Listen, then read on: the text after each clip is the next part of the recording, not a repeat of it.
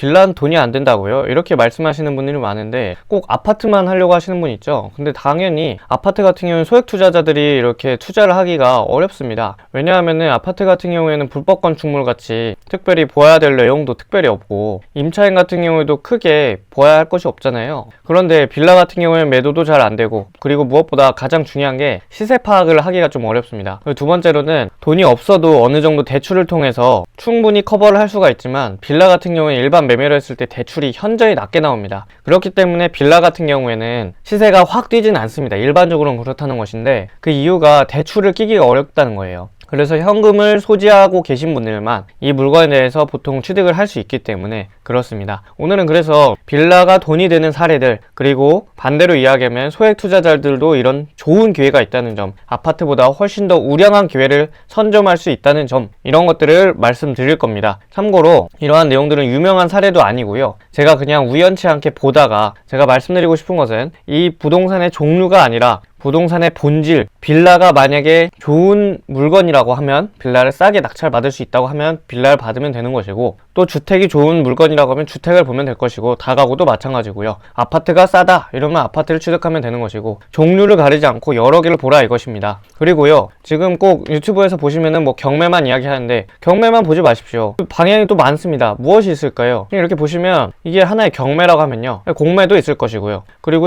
금매도 있을 것이고, 신탁 공매도 있을 것이고요, 파산 공매도 있을 것이고, 여러 가지가 많습니다. 또 사택도 있고요, 공매 종류에서는 또 수익계약 가능한 것도 있고, 뭐 여러 가지가 있죠. 일단은 저 같은 경우에는 총 4가지 정도로 이렇게 보는데, 뭐 금매도 있고, 신탁공매, 공매, 경매, 이런 식으로 금매까지 이렇게 약 5가지 정도 되겠네요. 이런 식으로 좀 여러 가지를 보셨으면 하는 그런 마음가짐이고요. 경매를 하더라도 또 여러 가지가 있죠. 이제 법정지상권, 유치권, 선순위 가등기, 선순위 임차인, 선순위 전세권, 뭐 이런 것들이 있잖아요. 여러 가지를 좀 보시면서 본인이 살 수 있는 그 범위를 좀 넓혀가면은 그만큼 시세 차익은 쉽게 취득하실 수 있겠죠. 단 하나, 아파트, 그것도 경매, 그것도 임차인 없고 깔끔한 물건들만, 이런 것들을 공부 안 하시고 이렇게 하시다 보면 본인이 살 수 있는 폭은 이 정도인데, 아까 말씀드렸던 것이 여러 가지를 보다 보면 이렇게 파이가 넓어지게 되니까 그만큼 취득 확률도 높아지고 보는 눈도 넓어지게 됩니다. 본론과 상관없는 내용이 좀 길었는데 한번 봐보도록 하겠습니다. 보시면 광진구 자양동의 썩다리 빌라 모습이고요. 이것이 실제 모습입니다. 어때요? 이제 주차장도 좀 미비한 것으로 보여지고, 지하 주차장이 따로 없죠. 그리고 쓰레기통도 이렇게 따로 모아져 있는 곳이 아니라 그냥 길바닥에 있는 모습이 보여지고요. 밤에 보면 거의 귀신 나올 것 같은 그런 분위기입니다. 가로등도 주변에 따로 없는 것으로 보여지고요. 그런데 이 집이 국토부 실거래가 2016년에요. 매매를 보시면은 4억 2천만 원 정도의 거래 계약이 체결된 사실을 알 수 있습니다. 그리고 전용 면적이 76제곱짜리고 대지 면적이 59제곱짜리죠.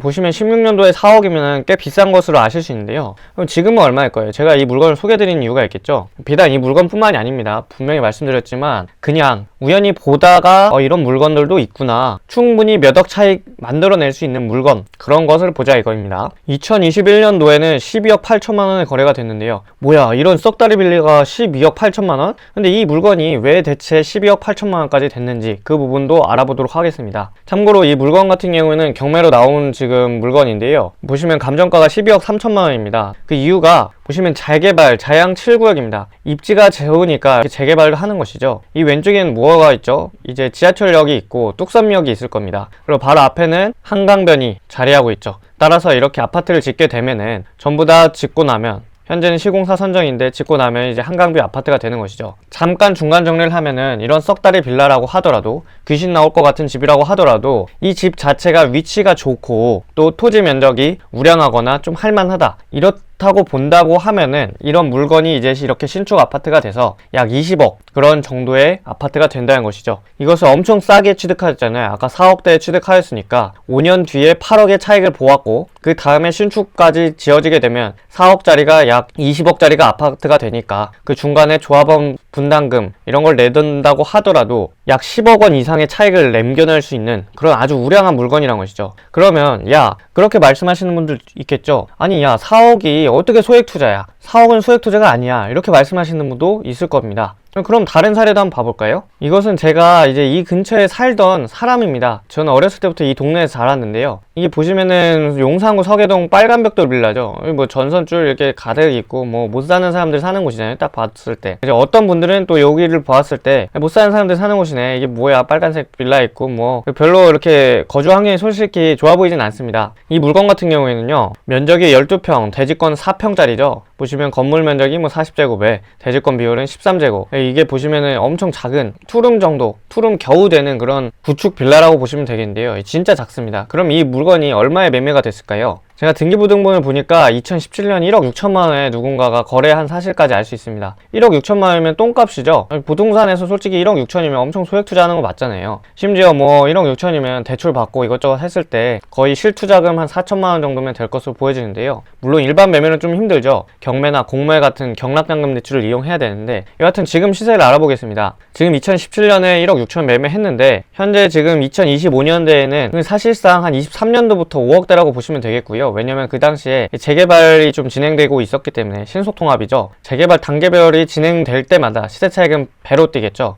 이제 보통은 이게 정비구역을 지정하고 조합원 설립을 한 다음에 사업시행 인가를 하고 그 다음에 관리처분 인가를 하잖아요. 이런 단계가 하나씩 띄어질수록 이 단계가 무엇이든 간에 우리는 그냥 17년도에 이것을 1억 6천에 매수해가지고 가지고만 있으면은 단계별로 시간이 지날수록 시세가 뛴다 이겁니다. 보시면 지금 최저가로도 저희 물건지 같은, 이게 다 지하층이거든요. 지하층 같은 경우는 감정가가 낮아서 최소 5억대 예상이고요. 그 내용은 지금 재개발 신속통합 2차로 묶여있기 때문입니다. 현재는 지금 정비구역 지정밖에 안 돼 있는 곳이고요. 이런 빌라들은 재개발이 진행되려고 하면은 수요 높은 입지에 빌라들만 좀 선정하시면 좋겠습니다. 지금 이런 물건 같은 경우는 서울역이 코앞이니까 이렇게 정비구역 지정만 됐는데도 최소 4억대부터 이렇게 시작되는 모습을 알 수 있습니다. 만약에 이런 물건을 1억 6천도 없다, 그러면 갭 투자하면 되죠. 예를 들어서 전세를 한 8천만 원 맞춰놓고 내 돈 8천만 원도 없다, 그러면 거기다가 전세 끼고 대출을 좀 받거나 후순위로, 아니면 그것도 좀 어렵다 그러면 신용대출 같은 거 한 4천만 원 5천만 원 받아서 현금 3천만 원 해놓고 이렇게 해놓으면 되잖아요. 그러니까 제가 말씀드리는 것이, 이 꼭 돈이 없다고 사람들이 뭐 인천 그리고 구미 어디 좀 시흥 안산 이런 곳에서 경매 컨설팅 받아가지고 그런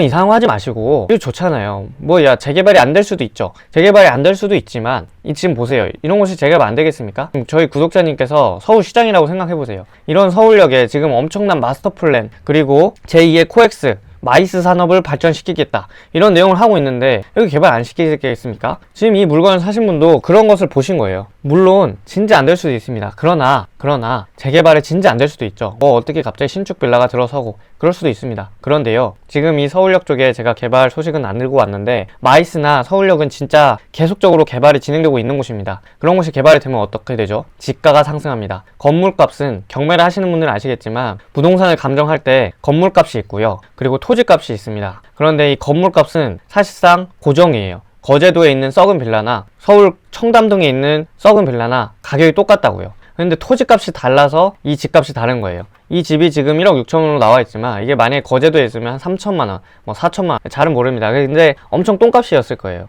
근데 이 물건이 지금 이 우량한 입지에 있기 때문에 1억 6천에 거래된 거고, 반대로 이 물건이 또 청담동에 있었다, 그럼 뭐 7억 8억 더 이상 가겠죠. 그러니까 이 서울역 일대의 개발이 진행될수록 토지의 지가가 상승하기 때문에 시세 차익이 분명히 발생할 수밖에 없고, 또 입지가 너무 우량하다 보니까 재개발 이야기가 스멀스멀 나올 수밖에 없고, 만약에 지정이 안 된다고 하더라도 이야기가 나오기만 함으로써도 시세 차익이 오른다, 이런 내용을 말씀드리고 싶었던 것이고요. 재개발 사업 내용을 봐보겠습니다. 재개발 사업의 정의, 법 제2조 2호 나목을 보시면, 정비 기반 시설이 열악하고 노후한 불량 건축물이 밀집한 지역에서 주거 환경을 개선하기 위하여 시행하는 사업이다, 이런 내용이 기재되어 있고요. 이런 허름한 주거지에다가 이거 뭐 불 나도 사실 소방관들이 이렇게 들어오기가 어렵잖아요. 이런 곳을 주목하시라 이거예요. 참고로 이런 곳들을 좀 주목해 보시라 이거예요. 소액 투자자일수록 이런 물건들은 1억에서 3억 정도밖에 안 했어요. 제가 눈으로 보았을 때도 재개발지가 많이 보였고 실제로는 지금도 많이 묶여 있습니다. 그런데도 분명히 이런 물건들이 또 급매로 나와요. 왜냐면 지금 이 물건 같은 경우에 이 집에 살고 계신 분들이 얼마나 이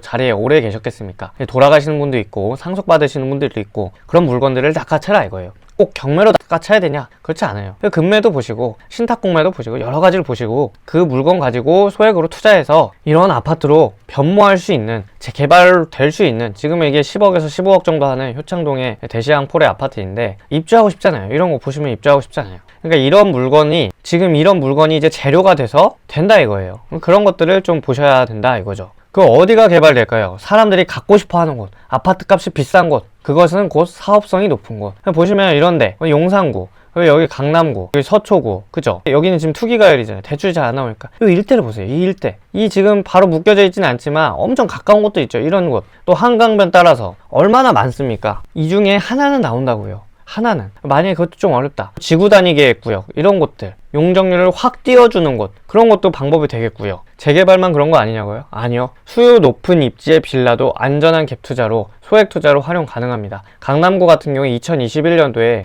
이제 임대차 3법이 진행되면서 전세가가 확 뛰고, 그리고 매매가도 그만큼 차익이 줄어든 그때가 있었습니다. 그런 경우에는 안전한 갭 투자 활용이 가능하고요. 당연히 그래도 이제 시간이 지나면서 본인이 월급이나 혹은 사업소득으로 인해서 이 갭을 좀 줄여 나갈 수 있는 그런 안전한 활용법으로 활용하면은, 지금 이런 강남구 같은 경우에도 빌라 같은 경우도 약 4억에서 5억부터 시작을 하기 때문에, 좋은 건 6억, 7억도 하기 때문에 그런 식으로 말씀을 드리는 것이고요. 재개발이 되면 좋은데, 지금 이런 곳들 재개발하고 있는 곳들인데 재개발 되면 좋은데 안 돼도 지가가 오른다 이겁니다. 오늘 내용을 좀 요약을 해보면요. 부동산은 돈 많은 사람들이나 하는 거다. 나는 돈 없으니까 못한다. 나는 소액 투자자고 목돈도 없다. 그러니까 인천으로 갈 거다. 경매는 경쟁이 좀 세고 사람들이 많이 하니까 이런 거 입찰 못 받는다. 기회를 찾지 않는 변명일 수도 있습니다. 저도 뉴스나 어디 유튜브에서 인천에 무슨 빌라를 낙찰받아서 단기 매도를 했다. 감정가가 한 7천만 원에서 1억 하는 건데 이걸 한 6천만 원 받아서 차익을 1천만 원에서 4천만 원 만들어냈다. 이런 것도 물론 하실 수 있습니다. 4천만 원 시세 차익. 근데 이거 팔려고 하면은 이제 2년 비과세를 하거나 단기 매도 사업자 해야겠죠. 그 시간을 하지 마시고